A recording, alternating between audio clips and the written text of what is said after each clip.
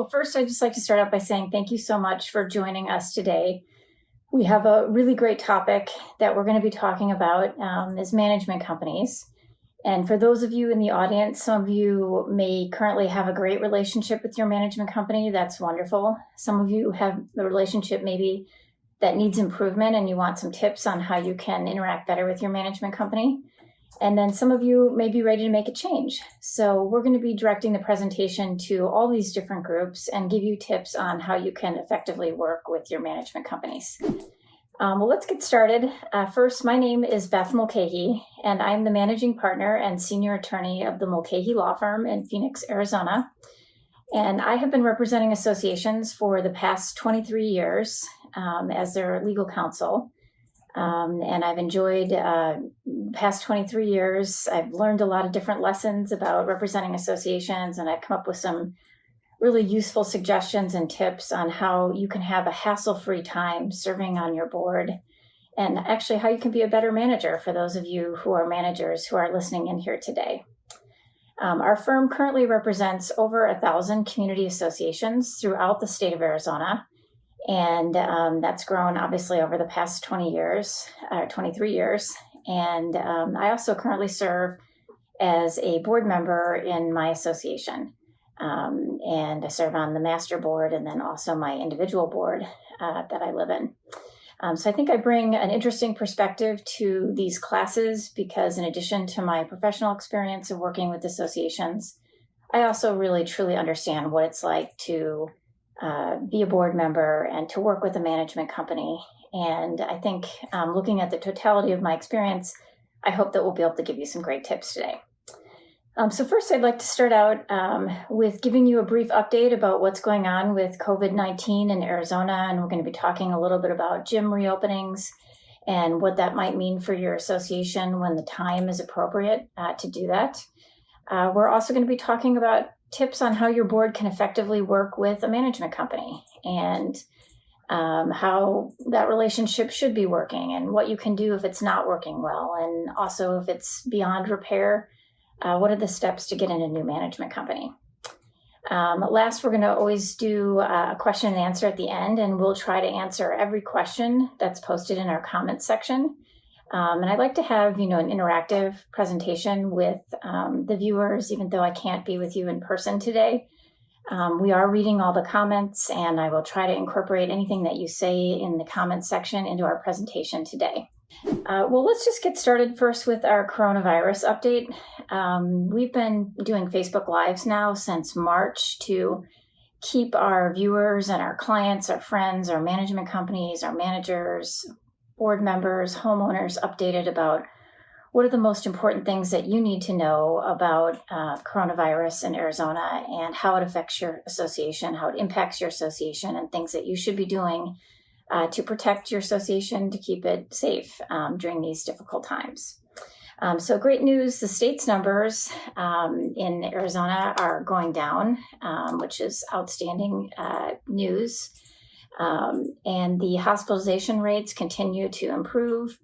I think many of us are feeling really cautiously optimistic at this point and hoping for the best over the next few months as the year 2020 closes out.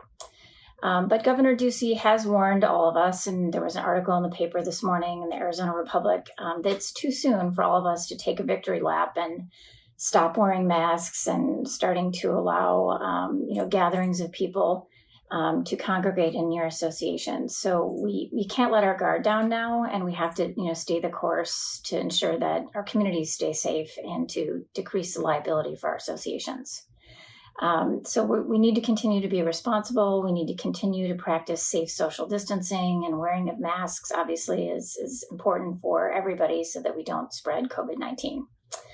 Okay, let's talk about questions that I'm getting in the past week since we last met. Well, first, I have a number of boards that are reaching out to me now saying that they want to meet in person. Is it possible for them to meet in person? And our recommendation of our firm for the health and safety of your residents and your board members is that boards should continue to meet virtually. And if you associate by virtually, I mean, most of our boards are meeting using the Zoom application for meeting, and that's for those of you who might be new to Zoom, you can download the app on your smartphone or your computer, and you're able to have a virtual meeting where everybody can see each other on the screen, which is awesome. For those that maybe aren't as technologically advanced, they can call into that meeting, and all they need is a phone to call into the meeting. And meetings can be taped and distributed quickly to your membership using the Zoom app. And so we're really recommending and mandating to our boards that we think it's important to continue having your meetings virtually, whether it's your board meeting or your annual meeting for your association. If you're one of those associations that is out there right now that hasn't had a virtual meeting yet since March, when the pandemic really started to get into full swing, please reach out to our office. We want to help you get set up on Zoom, because it looks like this is something that's going to continue at least through the end of 2020. And you are required to have an annual meeting every year. And in addition to that, under Arizona law, you're required to do that. And in addition to that, you should be having regular board meetings. And those meetings need to be open to the membership after giving them 48 hours notice. So if you're conducting business in violation of the open meeting law, you need to stop, and you need to start having your meetings virtually by using Zoom or maybe even using a conference call. And we've been helping a number of boards put together boot camps where we train everybody on the board on how to have a successful Zoom meeting. And so if you contact our office at 602-241-1093 and ask for me, Beth Mulcahy, we can prepare a presentation for your board and help you navigate through using Zoom. So please consider doing that if you aren't having regular board meetings or if you haven't yet had your annual meeting. We also have a very helpful and useful cheat sheet called Virtual Meetings, Tips on Conducting Virtual Meetings, which will be posted in our comments tab. And we recommend that you take a look at that and brush up on what is protocols for virtual meetings and what's the best procedure to comply with allowing members to talk during the virtual board meeting, etc. So there's a lot of great tips in that cheat sheet, and I hope you check it out if you haven't already. The next question that we're getting about is on the reopening of gyms and fitness centers in Arizona. There's been a lot of litigation, I'm sure you've seen in the Arizona Republic, that there are some gyms that have sued the state and the governor of Arizona because they want to reopen their gyms. And as we discussed last week in the Facebook Live session, earlier this month, the Arizona Department of Health Services released a public health recommendation for the eventual safe reopening of paused businesses, which would include gyms and fitness centers in Arizona. And we've learned over the past week that several gyms and fitness centers in Maricopa County have been approved for reopening through Maricopa County, even though Maricopa County is in the category of substantial transmission spread. And so how did they do that? We've learned that they've met the special requirements that the state is requiring, and we're going to be talking about that in a minute. We've also learned that there have been hundreds of businesses that have submitted applications for reopening, and many of you probably know from our Facebook Live last week that Maricopa County ADHS and the Arizona Department of Health Services is requiring that gyms and fitness centers and associations fill out a form before they can reopen, and you have to post certain signage. And we're learning that many of those applications have been denied because they fell short of meeting the state's stringent requirements. So, at this time, our office has noted that no private gyms, such as gyms and community associations, have been approved by the Arizona Department of Health Services, likely because they're not able to exceed the state's safety requirements at this time. So I've been contacted a number of times over the past week asking, hey, what should our association do? We have a gym. We have residents putting pressure on us to reopen the gym. Can we do it? Our recommendation at this point is, of course, you cannot do it until the Arizona Department of Health Services has approved for you to do it. And second, if you can't exceed the state safety requirements as outlined by the ADHS, and you're not approved, you should not be opening at this point. And so our firm is recommending that associations not reopen their gyms at this time unless you have approval from ADHS, and you've met all the requirements. If your association is in Maricopa County, in order to reopen at this time, just some things that you'll need to know. The association will have to ensure that its practices and policies exceed the state's safety requirements. And what are those requirements? You have to limit the number of people there. And, in order to do that, you're probably going to have a monitor in the room. You're going to have to require face masks, and you'll have to determine if that's just when they're, entering and exiting the facility, not when they're actually on the machines, because that could, of course, be dangerous to their health. Frequent cleaning of the equipment in there would likely need to be done after each use, and disinfecting, and then maintaining social distancing. So all the equipment would need to be situated in a way that everything's 6 feet apart. And exceeding the state's safety requirements would likely require constant supervision of the gym area. And I know that many associations just don't have the money to do that at this time. So keep that in mind as you are evaluating whether or not you're going to be reopening your gym at this time. I know my association, where I live, our gym is firmly closed right now, and they have no plans of reopening it at this time. Please see pinned in the comment section, we were placing a link to the Arizona Department of Health Services, which provides additional information on this topic of reopening of gyms and fitness centers. It also gives you the link to the form that your association would need to fill out if you have a gym or fitness center and you want to reopen it. Our firm also has a helpful cheat sheet on the topic of reopening, a plan for reopening HOA and condo common areas. And on that cheat sheet, we have a special section that's dedicated to gyms and fitness centers, in addition to many other things such as playgrounds and pools and tennis courts, pickleball courts. So I would encourage you to take a look at that cheat sheet too. We wrote it especially for our clients to help them with these restrictions that have been placed on us due to COVID-19, and to give you tips on what kind of signage you should place at the entrances and around these amenities to make sure that you're letting your owners know what type of cleaning and sanitation that you're doing, and meeting any other state or federal guidelines that may be in place. We'll continue to update you on the COVID-19 developments.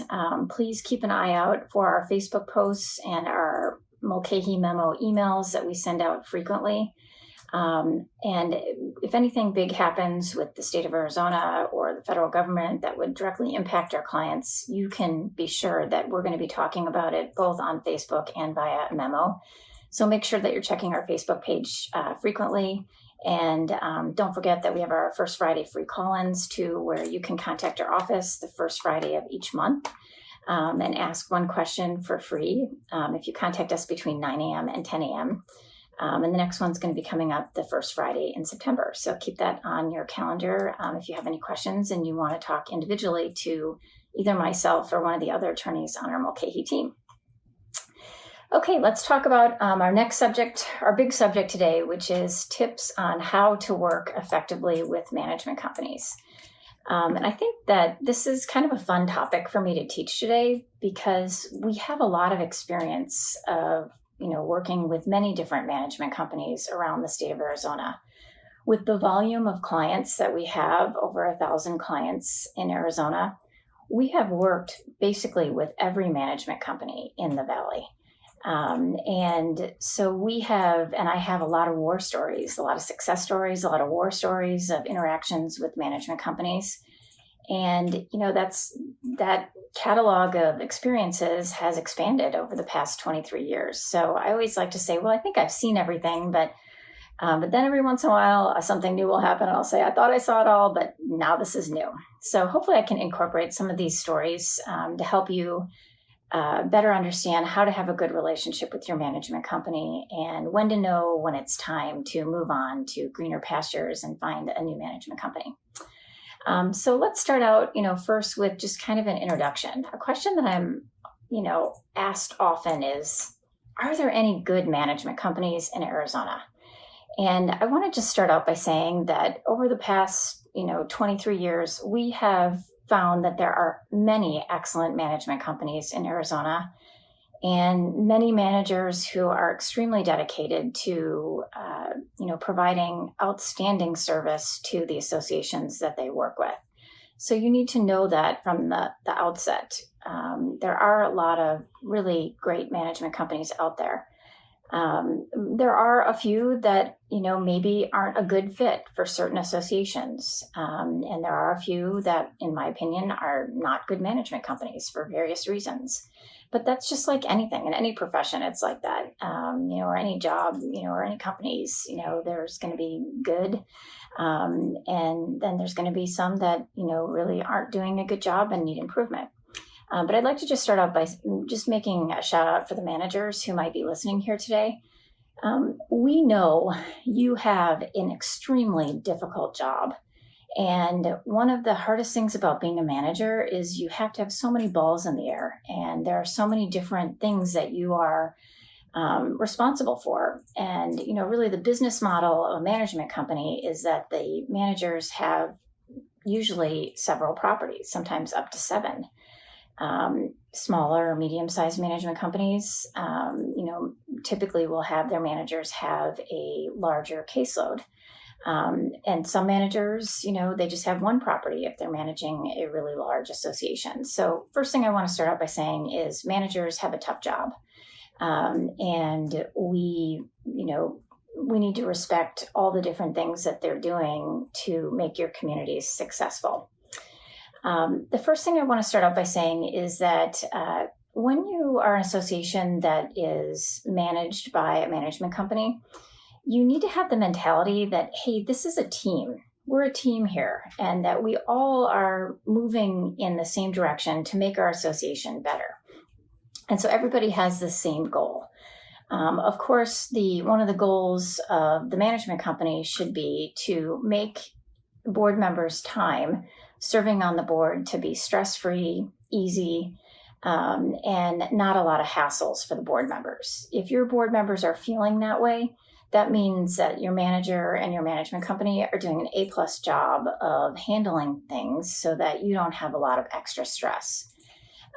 If you are, a board member and you are feeling, extremely burned out and you, are bearing the burden of a lot of the work in your association, maybe that management relationship isn't working, or maybe you're micromanaging too much. And that could be because that's your personality type, or it could be because the management company is failing to do their job. So we really need to, I like to listen when a client comes to talk to me about, issues with the management company.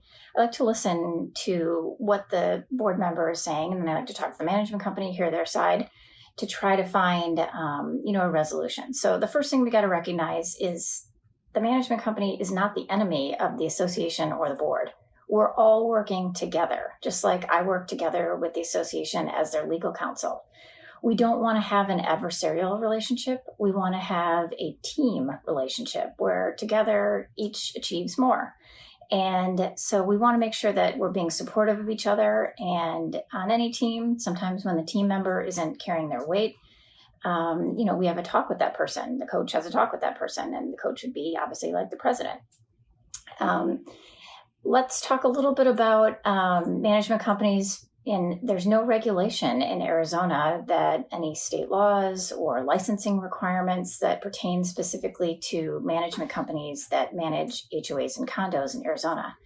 So you need to know that. Sometimes I'll hear from clients, well, I want to make a complaint with the state about our management company. Well, the state doesn't regulate them at this time, and that may be something that changes. There may be manager regulation and mandatory education for management companies in the future, but that's not the law right now. So you need to know that up front. Another thing I'd like to mention is, you need to have the right fit. And so to find that A+ management company for your association, you need to think about, what is the location of our association in relation to the management company? What is the size of our association? Can the management company adequately service our association? And what are the needs of our association that are important to the board and to running our association? So, for example, let's say that you're an association that is really focused on the financial aspect of running your association, and you have a management company that isn't as strong on the financial side, but maybe is better on the customer service side. And so if you are looking for a management company, one of the things that I'll ask the client is I'll ask them all kinds of questions like, where are you located? What type of problems are you having with the management company? And I'll try to help them find either a solution with the current management company that they have, or I'll find them one that I know is going to be a better fit. Because like I said, we work with a lot of different management companies, and I think that we can provide feedback to them on which ones are, don't have a lot of manager turnover, and which ones are really strong on financials, maybe which ones are stronger on, customer service, that type of thing. This is kind of a good breaking point to say that I'm so happy to see that we have about 43 people that are watching the seminar here today. So thank you all for being with us here today. Please feel free to ask questions in the comment section throughout the presentation, and I'll be sure to answer them either while I'm giving the presentation or during the question and answer session at the end of the presentation.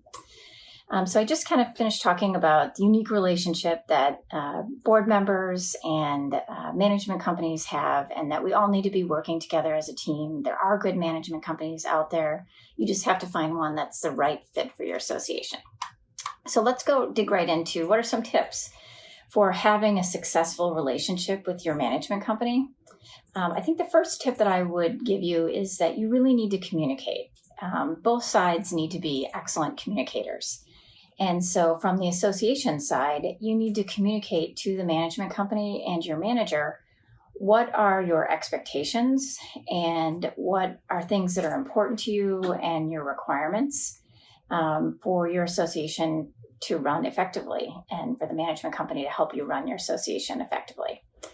And then also on the flip side, the management company needs to communicate often with the board, so that they're aware of the things that they're working on and handling, and maybe problems that might arise, emergencies, status of things that might be delayed. And one way that you can really have an effective relationship is, and I did this when I was the president of our association, is the first thing that I did when I was elected president was I met with our manager, and I got to know that person a little bit better. And I figured out, what their personality type was and how they like to communicate. And I told them a little bit about myself and what, that I like to be in the loop on things. I don't want to micromanage, but I do need to be aware of things that are going on, especially emergencies. And then also, what was the best way to communicate with me? For me, I said, if it's a true emergency, call my cell phone, or otherwise you can email me. That's probably the best way to reach me, especially with updates that are non-emergency. In terms of working with the management company, something that I do with my firm that I think is really helpful for all of us to communicate better. And I suggest this to all managers that might be listening, and maybe board members, you may want to suggest this to your manager, is to have a Friday communication. And we call it like a key performance indicator in our office. But basically what happens is every Friday before the manager leaves for the day, they send an update as to what transpired this week in your community. And they talk about what they worked on, maybe any emergencies or problems, how they were handled. It can be very short. It can be bullet point. It can, be more lengthy if there's something that really needs to be analyzed. It's just an update. And it really helps to provide the board with, okay, this is what happened this week. And it also keeps the manager accountable, because oftentimes a board will give a manager directions to do things at their board meetings. And sometimes the manager doesn't do them until maybe, a couple days before the actual meeting is going to start. And that sometimes isn't enough time to get these things done. So maybe in their KPI or their weekly report to the board, they are listing how they're progressing on the different items that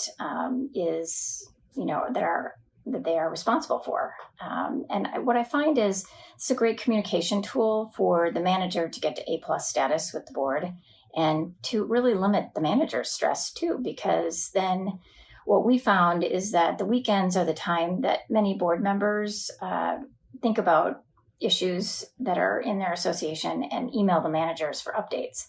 It takes away stress for the board members, because if you read the email, I get the email every Friday night from both the boards that I'm on. There aren't any questions because you've already answered all my questions. So I'm not going to be bothering the manager over the weekend because I already know the answers. So it's a win-win.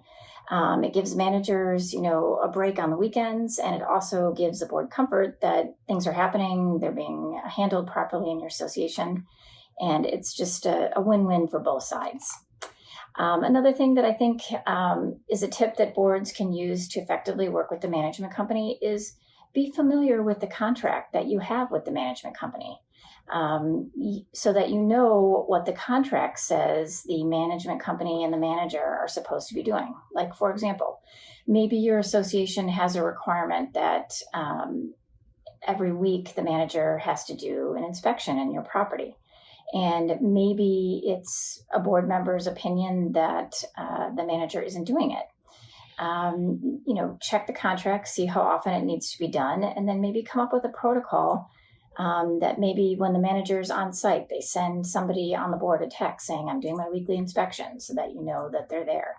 So you want to look at the contract to make sure that both the association and the management company are clear about what the contract says, what the responsibilities are on both sides. I see this too on the flip side for board members. Sometimes you get a board where you have a lot of really overactive board members who are, constantly bombarding the manager with emails. And that prohibits the manager from getting their work done, because sometimes the emails are duplicative and asking the same questions, and then the manager has to keep stopping and answering each of the board members' questions. Maybe the management contract says that there is one person who is a designated contact person between the board and the management company. And maybe the management company will require that the board follow that and have one person be the direct contact. And, so you want to make sure you're looking at the contract so that there aren't any misunderstandings as to who's responsible for doing what. Another thing that I think is important to mention is that remember that your management company is your advisor. It's just like I'm your trusted advisor as the attorney for your association. Your management company should be your trusted advisor too. And just like me having many years of experience, lots of times your management companies have been in business for many years too. And they may be able to give you some great tips. And so you want to be listening to them and not have an adversarial relationship with them when they're giving you suggestions on possibly vendors or, just different problems that they may have encountered before with other associations. Now, that being said, you also have to, kind of keep an eye on it, because you don't want to be, you don't want to have the management company, directing you to specific vendors because, maybe it's a portion of their company, like an arm of their management company. I mean, that can work both ways. That can be a good thing, because the management company, can make things happen for that vendor. Like if you need to have trees trimmed, it can be done quickly, but also can be a bad thing because maybe, the management company's arm landscaping company is overcharging or not charging the market rate. So, you just have to go into each relationship with eyes wide open and making sure that the management company is disclosing any potential relationships that they may have with vendors. But don't discount that the management company isn't there to help you, because remember, you're a team and they're an advisor, and you want to, at least consider and take under advisement any advice that they may give you. And then you may want to, double check it with your insurance agent or your reserve specialist or your association's attorney to make sure that everything is in agreement. The next thing I want to say, how to work effectively with management companies, is trust but verify. So, of course, we always like to trust people and that they're doing certain things, but we also do need to verify. And so that's kind of a good just reminder, especially like on financials, you should have, if your management company is preparing all your financials, the treasurer for sure should be carefully combing through all financials for your association each month, your bank records, your bank statements, your making sure that money is in CDs, verifying that, checking the year-to-date budget to make sure that you're on budget, just looking at everything very, very carefully. And also the other board members should be doing the same thing. There have been limited instances where we've seen fraud and embezzlement occur in an association where a management company takes money from the association. I mean, it doesn't happen very often, but when it does, it's usually because they're not being carefully watched. So you want to make sure that the treasurer and all board members are looking carefully at the financials every month. And all of those documents should be included in your board packet from the management company.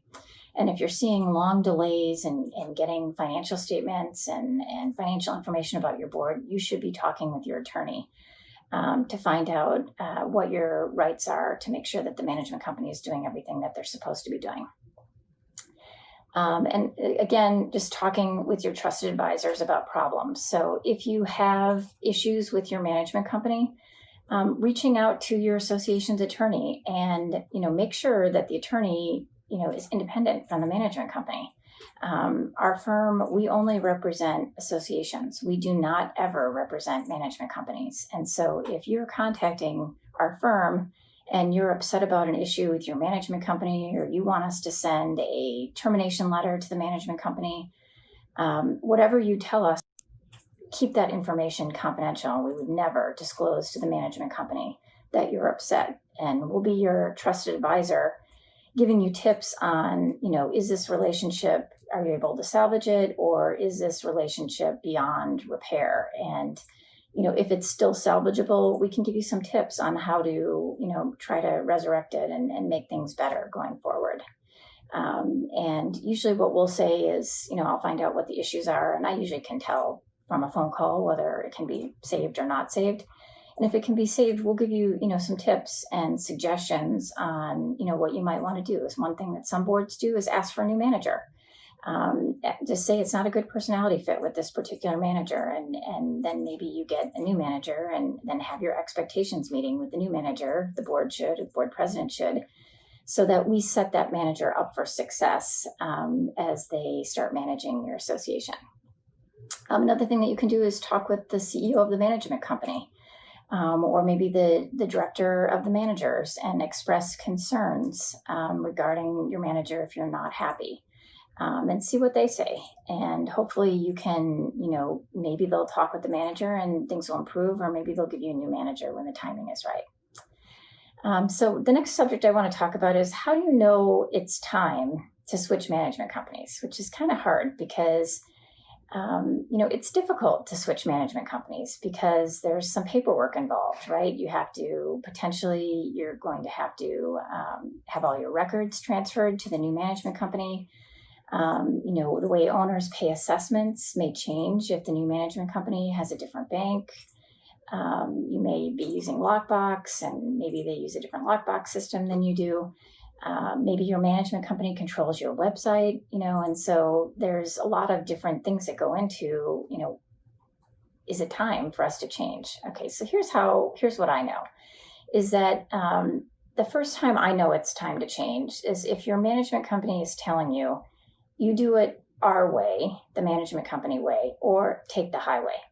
That's not how a good relationship works in any relationship, whether it's a friendship, a marriage, whatever. And so if they are imposing their will on you in such a way that if you don't do everything exactly the way that they tell you to, they don't want to work with you, or they're going to make your life really difficult as a board member.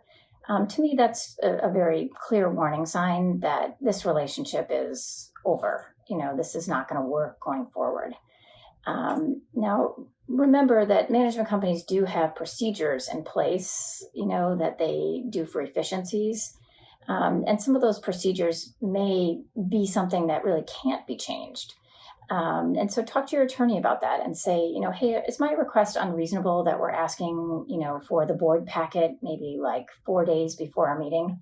No, that's not an unreasonable request. That's something that your management company should be able to do. Or is it unreasonable that we're requesting that our management company return homeowner phone calls or emails within a short period of time, like 24 hours or 48 hours after, if it's over a weekend?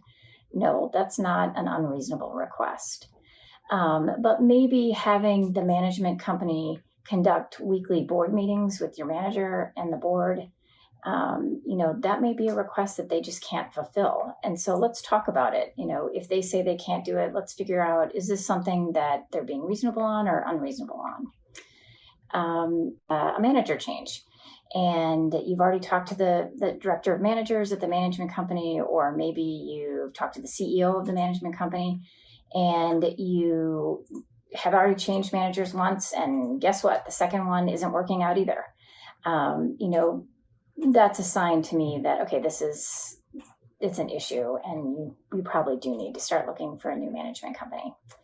Another sign is that the management company isn't living up to the terms of the contract and are unwilling to live up to the terms of the contract, even after you remind them that this is what the contract says. Of course, another more serious one is that you think there may be fraud or embezzlement going on with the association's finances. And if that's the case, you definitely want to reach out to your trusted advisors, your insurance company, and also your attorney first, so that we can come up with a strategy to help you. Okay, so let's say that now we're at the bidding process. So let's say that you've decided we want to change management companies, and we're past the point of return, and what can we do to find a new management company? You'll want to reach out to other neighborhoods that are near your association to find out maybe who they're using. If you think everything's going well, try to reach out to their boards and talk to your trusted advisors. See if, talk to your attorney, explain to them what your issues are. Make sure you start that call with your attorney saying, is this information that I'm talking about with you confidential? It would be with our firm, and you want to make sure that the attorney is keeping any confidences that you have, just between the two of you, and not telling the management company anything. And so where do you start? So you're going to look for a new management company. So we've got, let's say you reach out to other contacts that you may have, and you ask your trusted advisors for some names. What's the first step? Well, we have a really great cheat sheet called How to Select a Management Company. And we're going to be giving you that link in the comments section. And that's kind of a deep dive, like A to Z, deep dive on how to select a management company. And so I encourage you to look at that.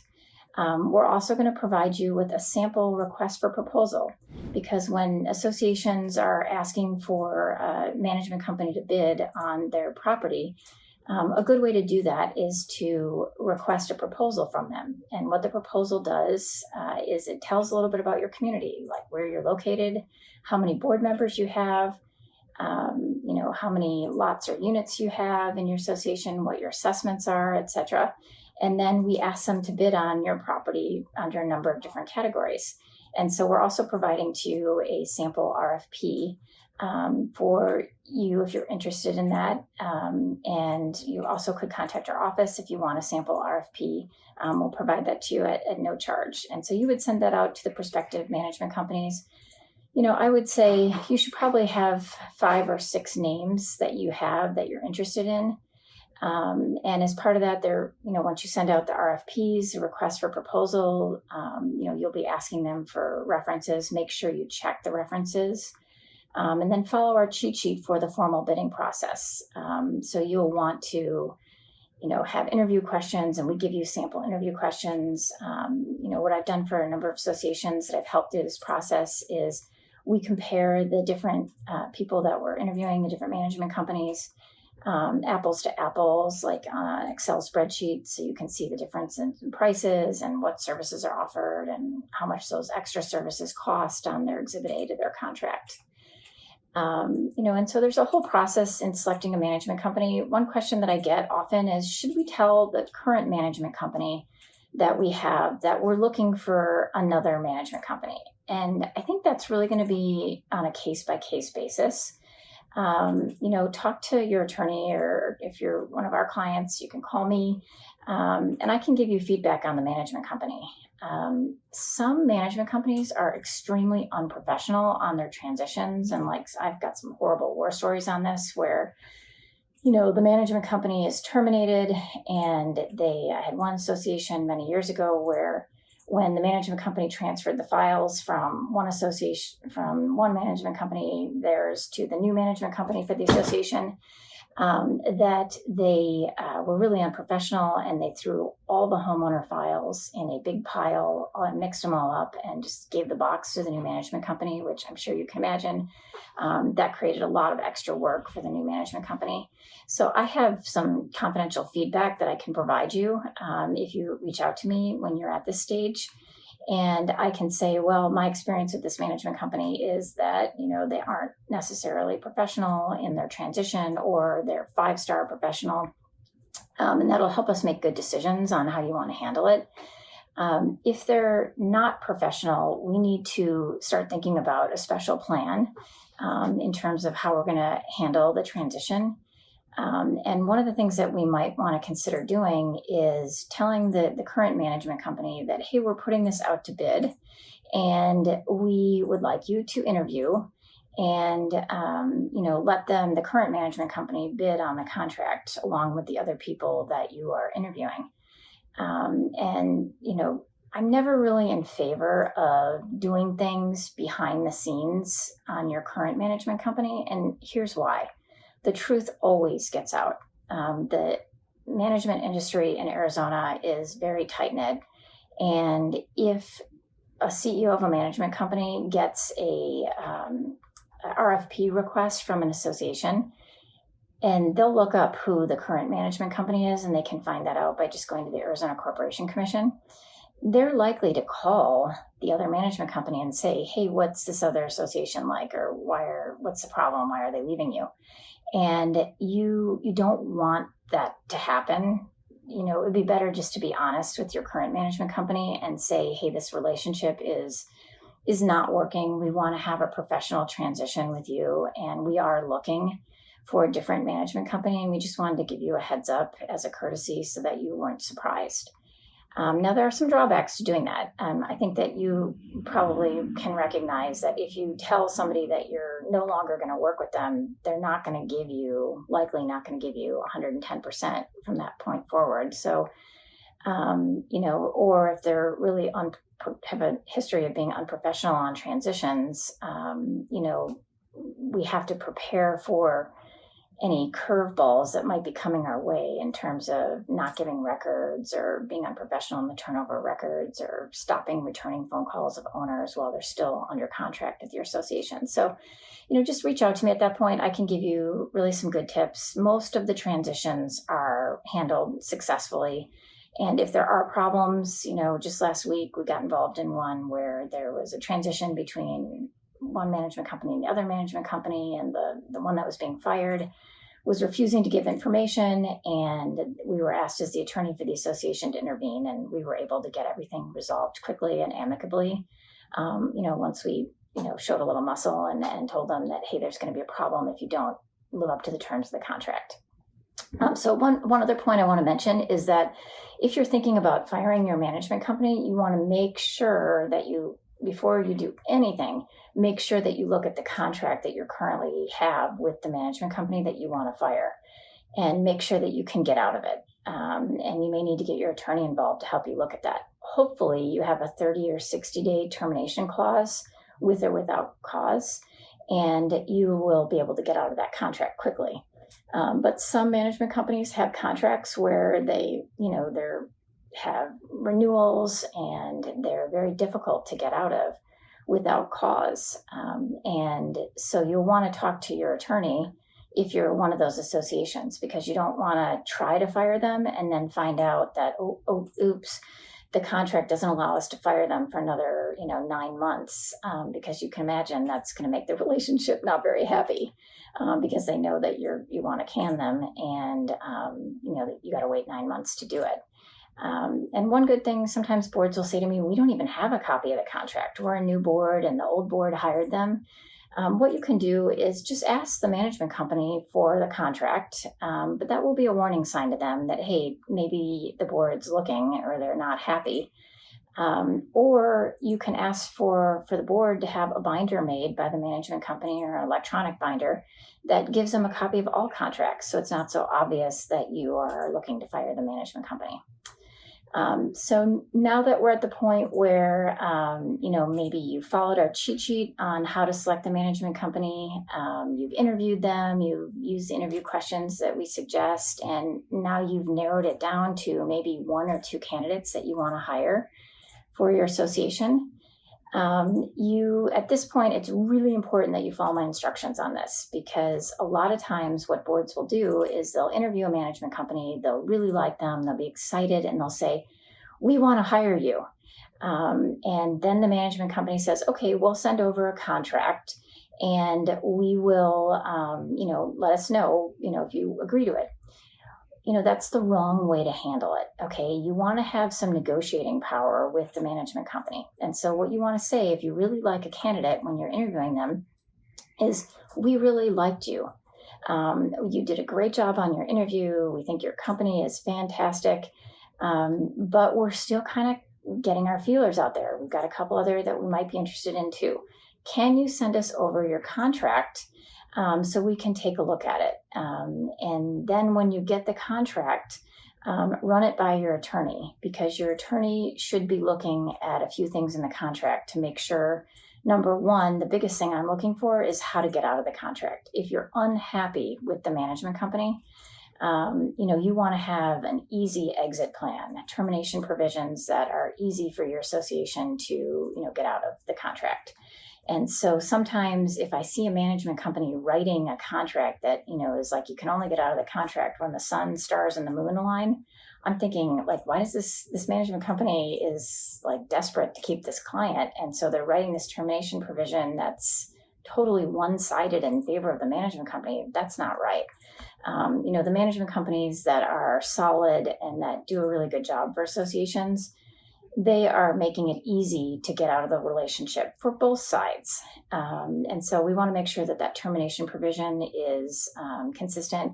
We want to look at how much the monthly rate is. We want to look at the Exhibit A, which are like the extra charges for photocopies, and annual meeting charges, envelopes, disclosure statements, fees, transfer fees, if you're charging them. We want to make sure that is all, consistent with what the industry dictates, and that you aren't overpaying, and that, that's a time that you want to sharpen your pencil and make sure that your association is getting a good deal. And we're not trying to, take the contract down to the bare bones so that the management company isn't making a profit. But what we're trying to do is make sure that you're getting a fair deal on both sides, and that you're not in any way being exploited with any of these extra charges for your association or with the termination provision. So parting thought would be, make sure that you are reviewing the contract and have your attorney take a look at it. We rarely do we charge more than like a half an hour or an hour to review the contracts. In many cases, we've already reviewed the contracts of most management companies, so we already know what we're looking for, and it's a very easy contract review. And so those are just our parting thoughts on, the management board relationship. Just some concluding remarks before we get right into, our last 10 minutes of questions. Make sure that you recognize, working together with your management company, you are a team. You're not on opposite sides. You're not, competing with each other. You are a team trying to make your association the best that you can be. Find the right management company that meets the needs of your association. And so know what you're looking for, and then reach out to your trusted advisors to see if they can help you find a management company that will meet those needs. Make sure you're communicating together. Both of you should be communicating often. You should be, as board members, communicating your expectations. And the manager should be providing a weekly update to you so that you know what's going on in your association, so that you know that the manager is working on the items that you've asked the manager to work on in between meetings. Make sure that you're trusting the management company, but then also be verifying, especially on the financials. Make sure that you're looking carefully at the financials every month. How do you know it's time to switch management companies? When the management company is telling you it's our way or the highway. We've changed managers and it just doesn't work with the new manager. And the relationship is beyond repair. They're not living up to the terms of the contract, and it's just time to move on. And then remember, if you're going through the bidding process, make sure you look at our sample RFP that we've put in our comment section. Make sure that you're checking out our cheat sheet on tips for selecting a management company, and make sure you have that contract reviewed by the attorney, the contract that you're trying to get out of, if you're firing a management company, and then the new contract that you're entering into for your association. It looks like we have a lot of great questions, and we still have about 37 people on our call, which is great. So I'm going to start going through the questions here. The first one is from Mark. What would you say about the property management company if there was so much turnover? Our property management company is on our third property manager this year. Okay, that's something that you definitely should keep an eye on. If you're having a lot of turnover with managers or with staff on a management company, to me, that's a sign that things are not going well internally in the management company. I mean, I think that's in any business, right? If you have a lot of turnover or, disgruntled employees that are unhappy with the management of the management company or a business, that's a bad sign. And also it's bad for your association, because what happens if you're on your third manager, I can guarantee that you've been giving some items to each of those managers and it's never getting done. And so every new manager takes at least a month or two just to get up to speed on your association, the difficult personalities, maybe the owners, different problems that you may have, maintenance issues, reserve items that need to be done this year. And if you're having that much turnover, that's bad. To me, that's probably one of the big warning signs that maybe this isn't going to be a good fit. So if the third manager is not working out, you should be thinking about making a transition. Gail asks, can you talk about the role of offsite manager and resident disputes? I'm not quite sure where you're going on that, but okay, so let's say that there's like a resident dispute. I'm assuming maybe you mean between two residents. And what is the role of the offsite manager? Well, I'm sure the manager is receiving complaints from, whoever's having a dispute between each other as residents. And the manager needs to, either be appropriately acting or bringing it to the attention of the board so that the board can make a decision on the best way to handle it.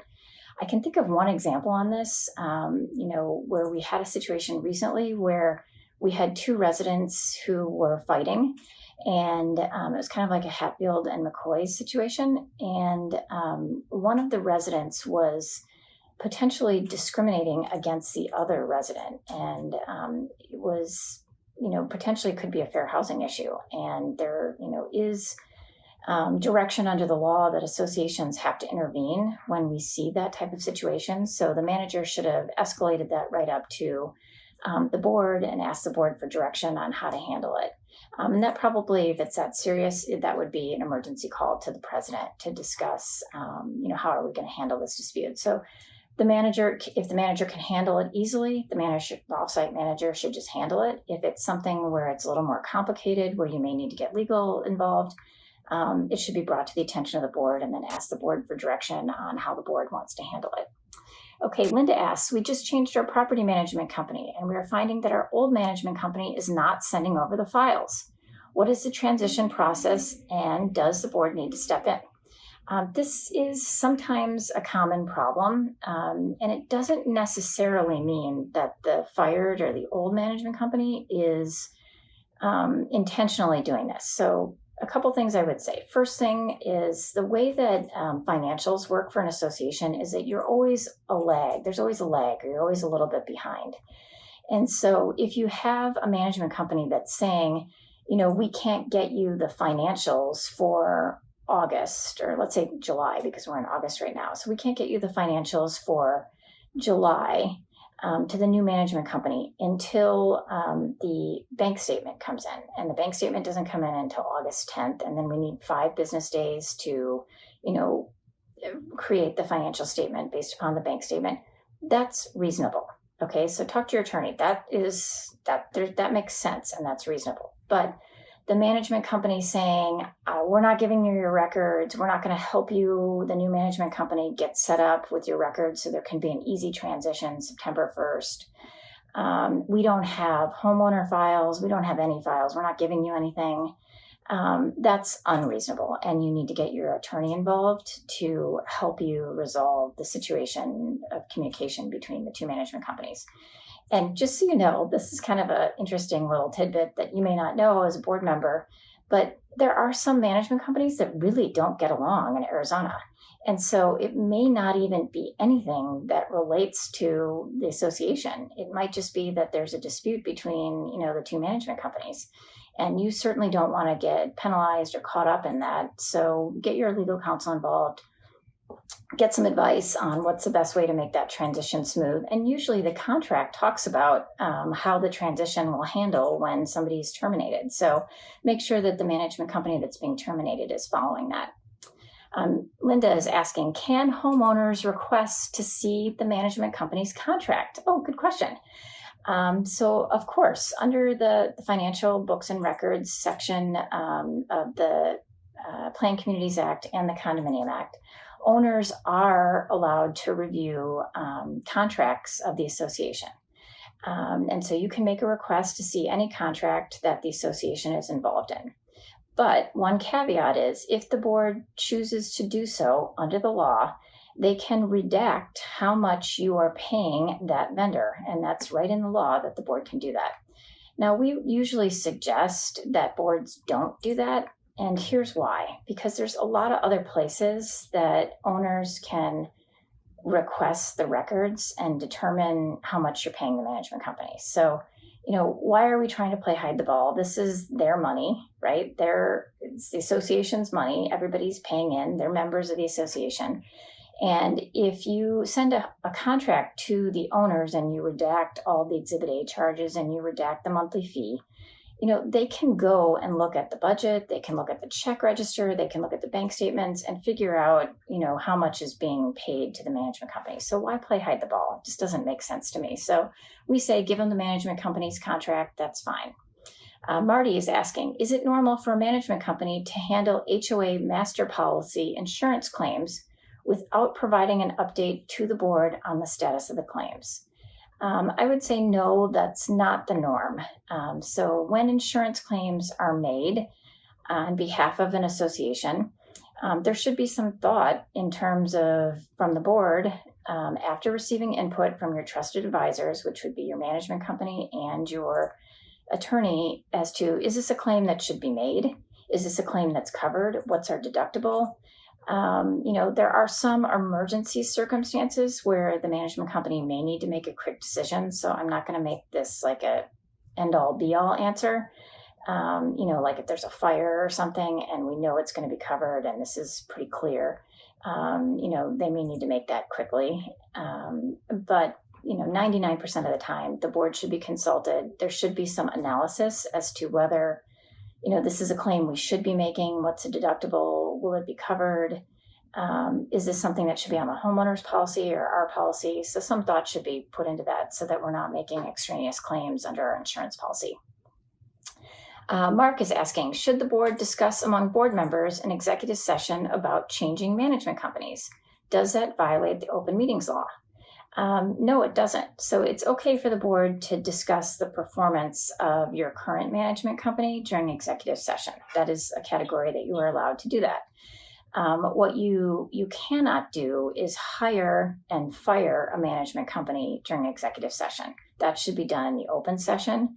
And also interviewing new management companies should be done in the open session. I'm seeing the Phoenix Love Neighborhood Association. Love that name. What is a reasonable monthly property management expense to pay? 12 to 14% of revenues, 18 to 20% of revenues, too much? That's a really tough question without knowing more about your association, because for some associations, one of their largest expenses is management and salaries of management if you have a team that's working for your association. So it's really difficult for me to answer that question without knowing more about your association. I'd have to see your budget and do an analysis that way. So Karen is asking, homeowners have been advised that our fitness center will not reopen at this time. They are now asking if they will get a credit on their assessment because there are amenities that they can't use. Any advice on an answer to this question? So good question. We haven't had this one for a couple months now in the pandemic. When it first started, we got this question a lot with pools and everything being closed. So can we get a credit? The answer that you should give your homeowners is, we wish we could give you a credit, but we can't because we have fixed expenses in our association. And, even though this amenity is closed during this time period due to state directives and federal directives, we still have other expenses for our association. We still have to pay for our management company. We still have our landscaping company, et cetera. And so we are unable to give you, any sort of a credit or a discount going forward. But now's the time that you should be working on your budget for 2020. Maybe you lower the assessment rate. If you've noticed that this COVID-19 has substantially decreased some of your expenses for your association, that should be factored in. But on the flip side of that, you also will need to factor in delinquencies, because we anticipate that delinquencies will go up in the last quarter of 2020 and in the first few quarters of 2021 in response to the pandemic and the high unemployment rate. Okay, Rick Marine, political sign questions. Our bylaws do not address political signs. I've read your cheat sheets. Are homeowners allowed to post political signs on community property? Or in our case, a pool or park area? Okay, so everybody watched the Democratic National Convention last week. Now we're watching the Republican National Convention. I think we can all agree this is going to be a big election cycle. And so we should anticipate that the political signs question is going to come up, and that it's going to be something that is going to be a hot topic in every association. So can an owner put political signs on common areas like the pool or the park area? No, they cannot. Can they place them on their own property? Yes, they can.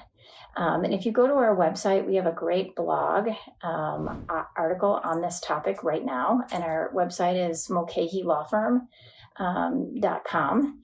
And you can read the full article, which gives you the full 411 on political signs and what owners can and can't do at this time. Okay, Christy Cannon, nice to see you, Christy. I haven't talked to you in a little while. Hope everything's going well at your association.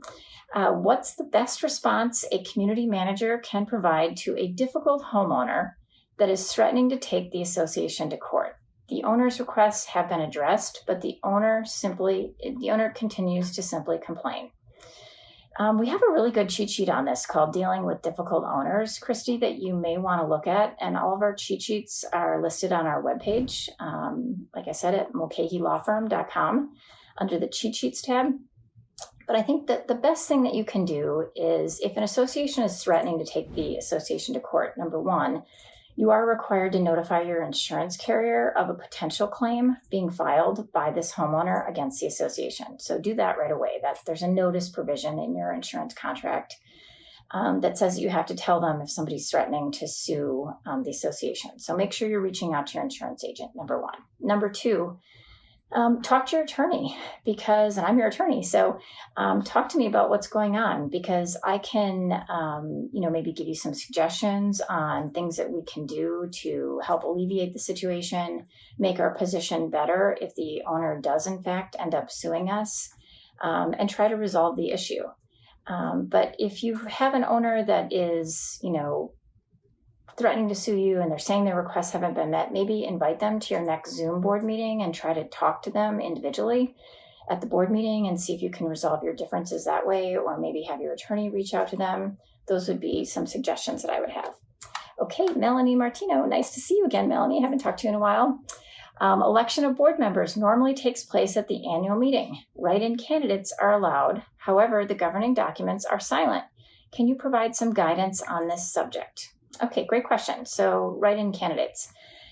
We saw some bills introduced over the past few years that would address this in the Arizona legislature, but none of them have passed. So you have to just go by what's in your association documents. So first look at your documents. Do they say anything about write-in candidates? Sometimes we see association bylaws say that write-in candidates are prohibited. So I just want to mention that. And sometimes they say that they're allowed. But most times the documents don't address this at all. So it's really then up to your board as to whether or not you're going to allow write-in candidates. And analysis that I would give is, do we have enough candidates running for the board? So let's say there's 3 spots open on the board and we only have 1 person running. Well, hello, in that situation, we got to put write-in candidates, right? Because we're trying to get three directors.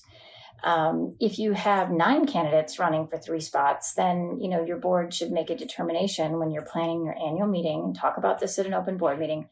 We're not going to allow write-in candidates because we have requested people to throw their name in the ring to be on the board, and we've already received 9, so we're not going to allow write-in candidates. Okay, so I hope that gives you some good suggestions on whether or not your association is going to allow write-in candidates. And if the homeowners want write-in candidates, then you should be talking to your board about it. But in my experience, write-in candidates really don't make that much of an impact on the election results, because unless there's not enough candidates running, because write-in candidate's name isn't printed on the ballot. And so unless there's really a grassroots effort to get that write-in candidate elected, they're not going to get the votes. Okay, Mark, with regard to virtual meetings, the property management company is recommending that the boards purchase Chromebooks for all board members. Is this common around Maricopa County? No, this is not common. And this is the first time that I've heard this.